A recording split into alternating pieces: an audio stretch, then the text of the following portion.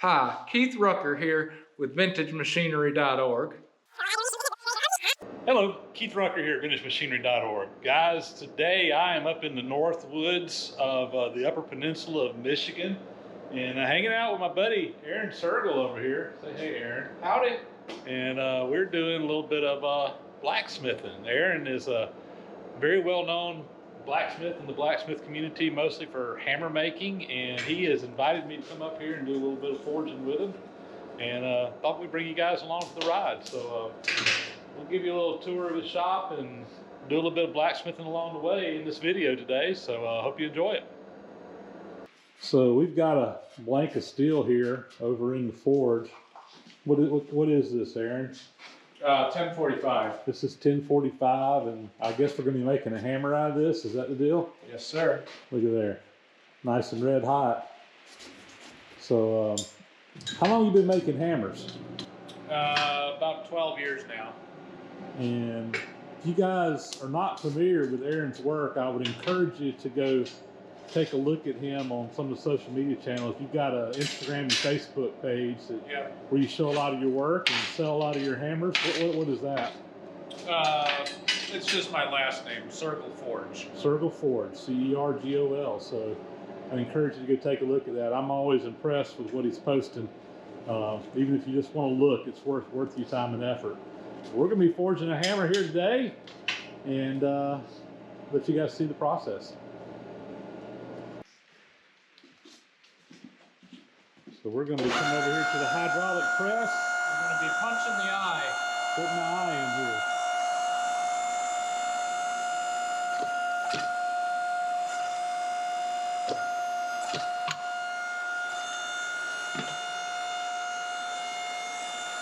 This is some coal dust. Coal dust is lubricant.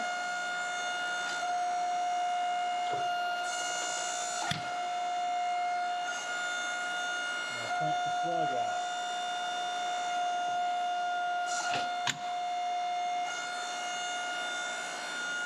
There we go.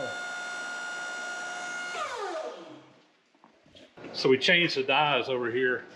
These are called butchers. Butchers or side sets, and they're just for isolating material. In this case, we're just going to be setting in some shoulders to isolate around the eye or the cheeks from the faces. Okay. We actually made a hammer yesterday, and we did it on the anvil, and I was striking on that one, and we used a top set tool that does the same thing as this. Anyway, that's the little anvil I made yesterday, and you can see these corners. You can see those angles in there. So same thing. Ready? Yep, so here we go.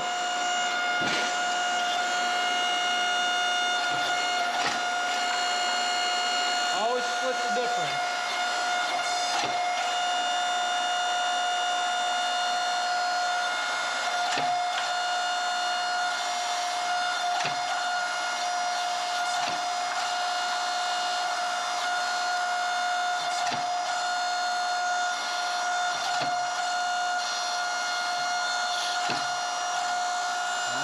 Now we got a hammer face starting to form out there. Cool. Get the other side here now.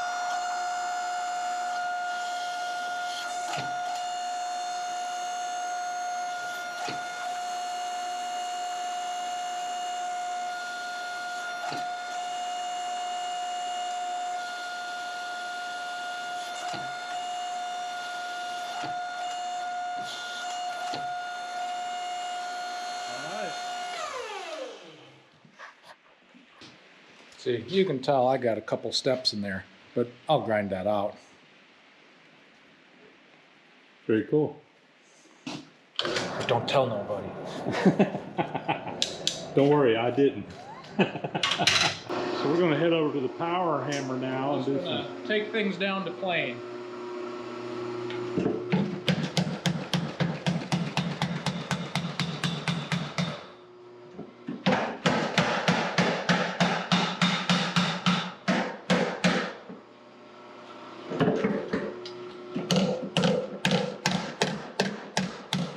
Flatter.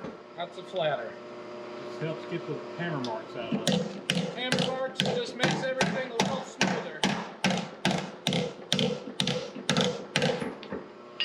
This is a 75-pound Bradley strap hammer. Cool. And it's just a spazzy kid. He's got more energy than I hope I ever have. So we're driving the disc in again from the other side now, right? Yep, one final time. So we check for straightness. You can correct that if you need to.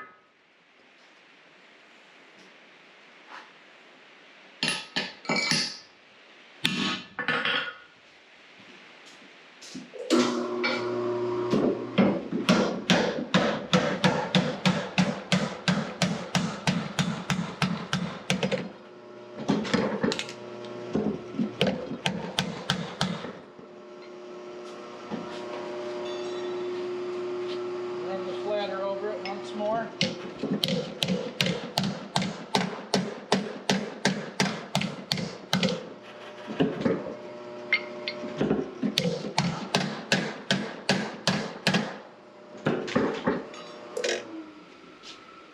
Here we go. Coming along. Had to get my ugly mug in there, didn't you? Yeah. People are going to actually see who you are. Woof. Well, your viewership just went down. We'll take one more heat to wire brush it and normalize it. And then we'll let Keith mess up his hammer. Yep. I'll probably do it. Here you just wire brush and scale off. Just wire brushing the scale off. And Keith likes to put this powder mixed in his coffee. It makes it taste better.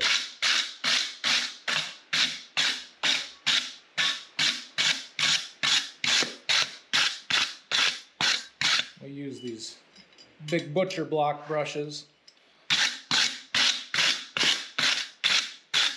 They're pretty darn aggressive.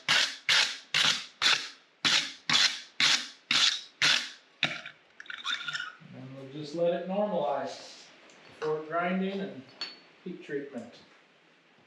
So that hammer's pretty much forged.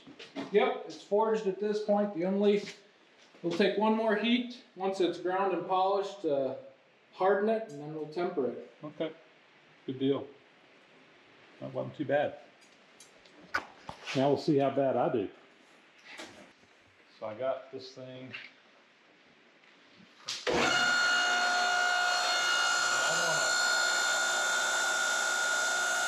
Get down right and see where I'm going.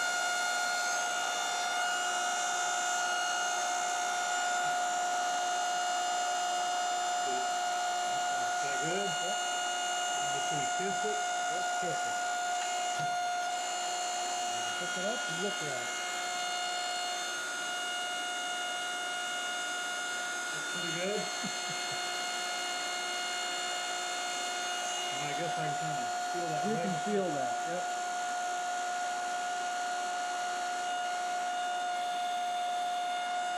Good? Yep, that's all. Okay. Okay, now do your corners. Is that about right? You tell me.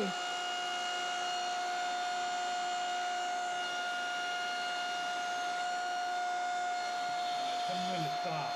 Yep. Oh, too much. Ah, you can do your 45s now. Okay.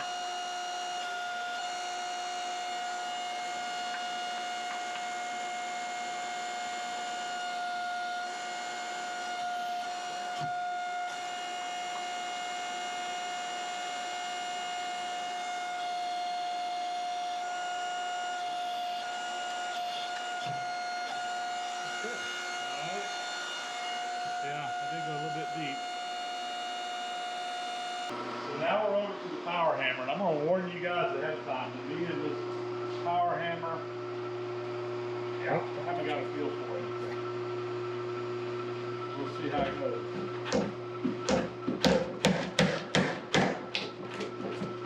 Is that okay? Yep. Alright, and I'm going to do the other side. Mm-hmm.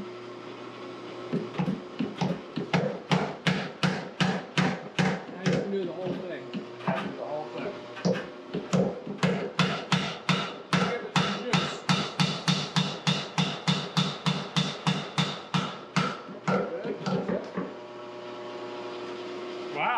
screw it up. There's still plenty of time.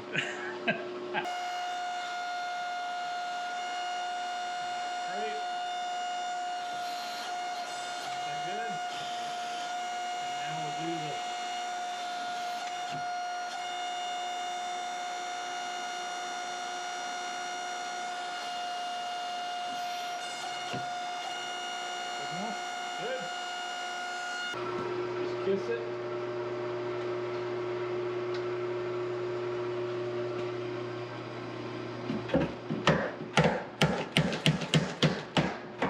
Too far. Do the other face. Do the other face? Yep. Okay.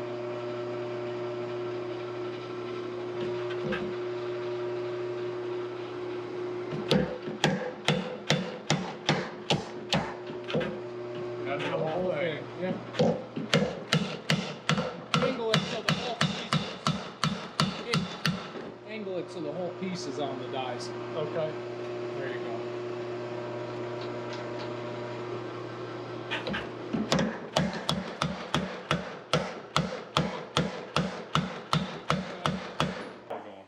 We're gonna. How far? How hard am I hitting it? Keep going. Hit it. It's going to be a lot of surface area to get that in there. Keep going. One more. There you go. Check that you're straight.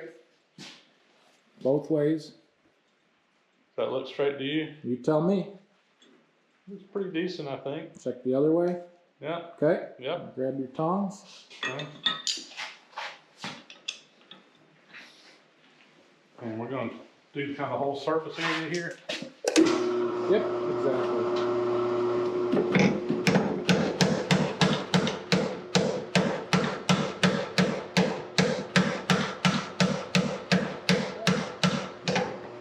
Good? Yep. And drive it out. Okay, we're going to take one last heat here, and Mr. Rucker is going to wire brush his hammer. Here we go.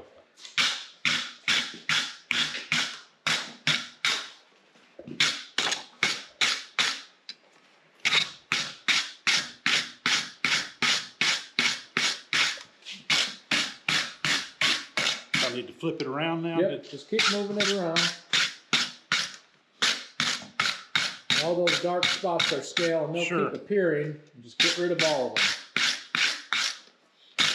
And you can rotate your hammer so you get the one that's held by the tongs. Okay.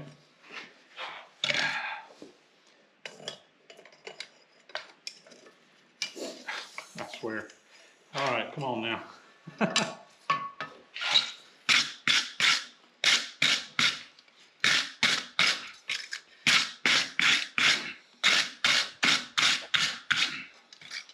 That's good. All right, now normalize it. Yep. And So we'll we're just going to put it it down. up on there and let it cool in air. Just put it right there, be fine.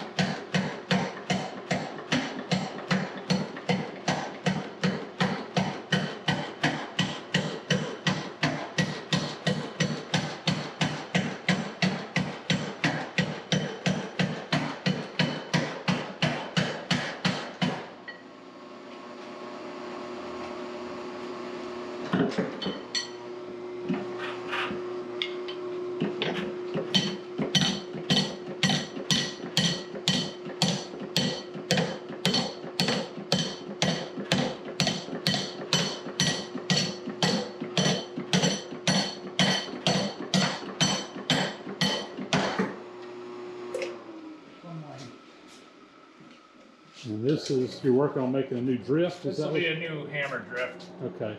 Yep. So it's just going to be kind of an oval shaped, tapered. I draw it out as a square taper, make it octagonal, then round, and then flatten two sides. Okay. What kind of material is that? This is S5. Okay. The proper thing to do is work it in a tapered V block to compress it from 3 sides. In industrial forging, drawing a round taper, you'll get internal cracking. For what I'm doing in my own shop, it is what it is. And it works. When I make drifts to sell, I put it in a tapered V block, but I'm still unpacking my shop.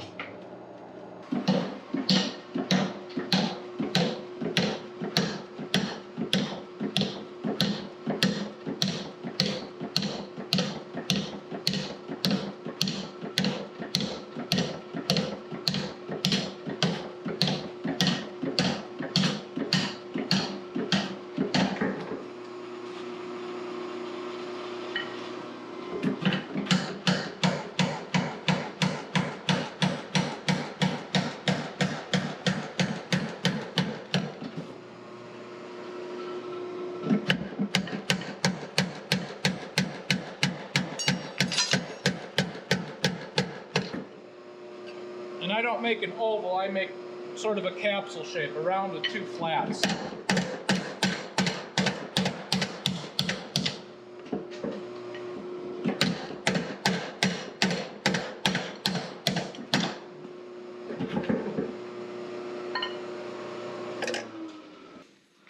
So here are the rough forged hammerheads.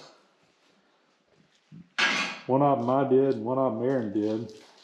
I can't tell the difference because my forging is just as good as his. How did you mess that up, Aaron? Years of experience. Nah, but anyway, we're about to take these back there and do some grinding on them, clean them up, and you know, put the faces on them and what have you. So, but I wanted you to kind of take a quick look at these before we did the grinding on them. Start out by wire wheeling them and getting the scale off of them. Let's get the scale off just to save my belts. That scale is really hard. Scale is hard and belts are expensive. I normally like to soak them in vinegar overnight and then wire wheel them to save my belts, but this is how I do.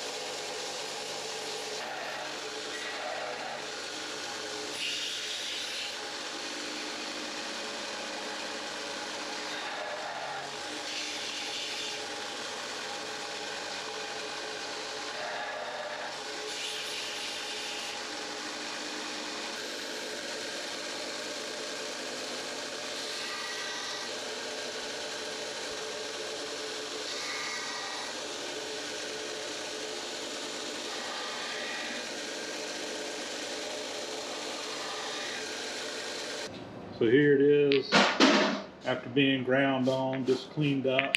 Got the faces cleaned up real nice. Kind of refined the. This is when I grind off the Made in China stamp as well. Yeah. We're getting ready to re-stamp these after we've taken the China stamp off and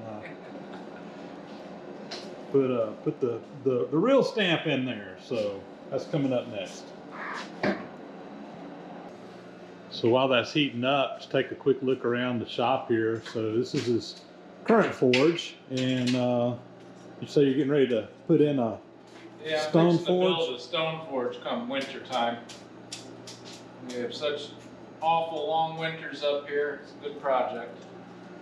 I know. I visited his old shop down in Milwaukee before he moved up here a year or so ago, and had a beautiful stone forge in there. Here's I miss it. Some of Don't his, miss Milwaukee. Don't miss Milwaukee. These are some of his top tools and hammers. Got tongs galore. I got more I still got to unpack yet. And then over here, the power hammer. One we were using was a 50 pound? 75 pound. Bradley Okay. strap hammer. Yep. And then the two bigger ones here are currently not running. I got to dig and pour a foundation for them and run 3-phase for them. But sometime next year. This is a 150 pound Bradley compact upright. And then this is a 250 pound Beaudry. This is a clutch model hammer. Yeah, you had these in your old, the same ones you had in the old shop? Or? I had this one there. I just picked this up this past spring. Okay. Yeah, so that'd be nice. We got to put in a little bit more substantial concrete floor, because the concrete floor in here is so great. It's horrible. Yeah. We've been talking about how uneven it is. Yeah, you could play pinball on it. And I got a couple hydraulic presses over here. This is a 25 ton, and then this is a 50 ton. This is a Coal Ironworks press with their new fancy digital controller in. It's like cheating. It's magic. Wow. You can set an auto mode, so it's like a power hammer, a punch cycle. You can set kiss blocks, set upper and lower limits. And this one's a 50 ton. Cool. So, some nice tools here. Shop's not too crazy or anything, but it's a good functioning shop, well-equipped shop. And get ready to stamp this one.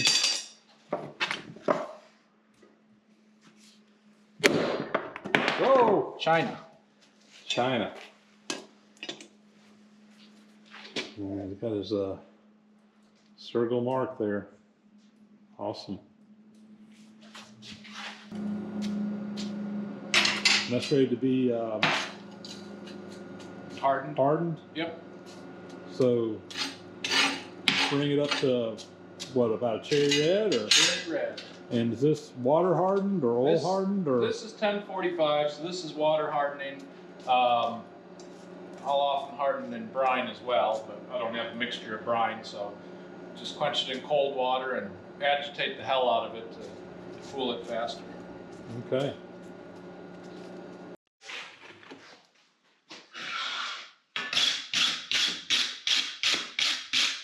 Brushing it another time here. And you say you're just going to let it normalize? Yep, just let it normalize. And then you'll heat it up again and actually harden it for another step.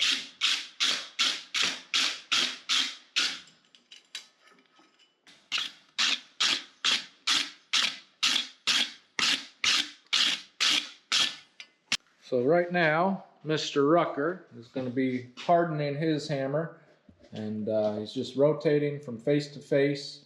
It's a differential hardening, so we're just hardening the faces and theoretically leaving the area around the eye soft. It'd be softer. Softer, yes. Yeah. So about ready? All right. And pull it out. There it is, guys. And we're going to take it in here and stir it around. Like he's making soup. Yeah. It's going to be hot soup here. You can still hear it. You can hear the scream. Yeah, it's slowing down now.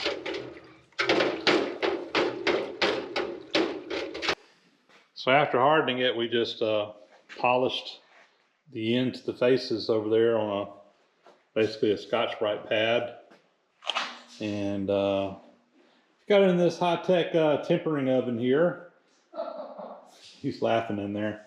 Yeah, basically we're just going to heat this thing up to, what, about 350 degrees, somewhere along in there? Yeah, give or take. 15. Yeah, and it's going to heat up nice and slow in this thing, and he'll watch the color on the end down there. When that gets to be about a straw color, I call it a dark straw is the blacksmith term. I call it a bronze. a bronze color, and yep, kind of that color right there. And whenever it reaches that color, you just turn the oven off and let it cool down. Yep. Nice and slow. The toaster oven works. They're inconsistent. You got to monitor them.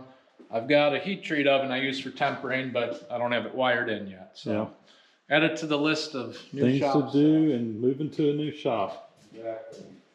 All right. So it is super, super hard right now. This is going to soften it up just a little bit so it won't theoretically shatter. Make it tougher. So this is the one we just took out of the heat treat oven. You can see that kind of dark straw color there on the temper. It is hot right now. We're just going to let it cool down. So here we go, guys. Here's our hammers. The big one is the one that we forged on camera for you guys. The smaller one is one that Aaron and I made, mostly Aaron, beforehand. And Well, we did this one sort of the old school primitive way, all by hand. yep, Striker. I was striking. Yep, and he was striking and I was yelling at him. exactly, just like it's supposed to be. And then this one we did more modern with power hammer and hydraulic press. Exactly. And a bit of yelling. Only a little bit, but you can see one side's kind of more of a rounded face on both of these, and then one side's more of a flatter face, not a flat face, but flatter. And I think the big one was about 2 pounds, and the small one's about 1.25 pounds. Is that right? 1.25, yep. Yep. And here's some center punches we made. And these are 5160, and the hammers are 1045. Yep. So yeah, the one on the right is the one that I made, just learning how to use the power hammer a little bit. And the other one is one that Aaron made, and of course he ground his up, made it look so much better than mine. He said, "We're gonna leave yours. We're gonna leave yours all natural. And I'm gonna make mine look awesome." Something like that. But anyway, this is what we worked on here. So I've been playing around with them here in the shop for a couple of days, and fruits of our labor. Very happy with what we did. Had a lot of fun. So guys, that is going to wrap it up for this episode. So as always, guys, thanks for watching. Please subscribe if you haven't already. See me work on this. Is kind of outside of my realm of what I normally do, but had a great time doing some forging up here with Aaron. But big, huge thank you everybody that's watching. Subscribe if you haven't already. Hit that bell icon up there to get notifications when we post new videos. And with that, we're going to sign off. You ready? Yeah.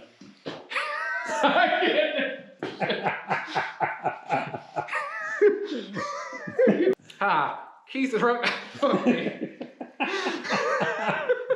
It's not that hard. I know, but now I'm feeling self-conscious. Hi, Keith Rucker here with VintageMachinery.org.